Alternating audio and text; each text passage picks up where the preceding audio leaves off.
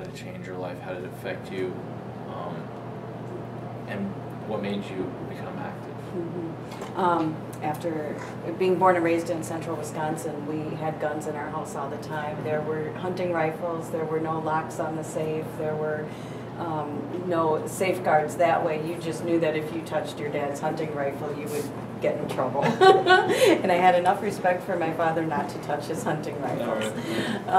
But then going to the big city, when I saw how the guns and the availability of handguns and high-powered firearms were available to the kids on the streets, I was actually quite blown away. I didn't realize that what guns looked like up here was so different than what they looked like in the bigger city. And when I would come back home and actually talk about some of the common sense gun safety legislation that wave Wisconsin anti-violence effort, Mayors Against Illegal Guns, some of the groups were trying to get passed. I found it interesting that even my father thought that those were already laws. Things like, you know, selling a trigger lock with every firearm, the background checks, things like that. I think people just up here just already assumed that those were part of that was already part of the law.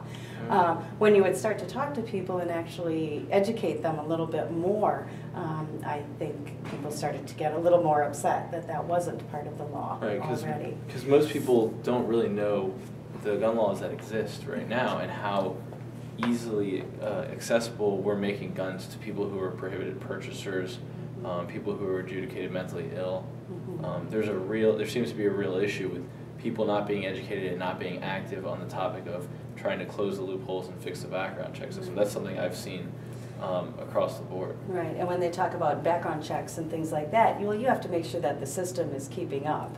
And that was one thing I know when we were fighting the carry and concealed legislation here, our very own Wood County Sheriff was actively opposed to the measure, simply because he was not allowed the right to speak with the chief of police in the two biggest cities to find out who's on the list of prohibited buyers and who isn't, or who had their carrying concealed weapons license and who didn't. We have the Marshfield Clinic here in town, and we have a phenomenal medical facility, and one of those things is the mental health units. And now we're small enough where we kind of know, who some of the people are in the community who struggle with mental illness, but if their names are not in a system where a police officer can just go check that, or someone who is selling a firearm can go check that, then the system is what's failing in that regard. That it needs to be, that information needs to be accessible for all.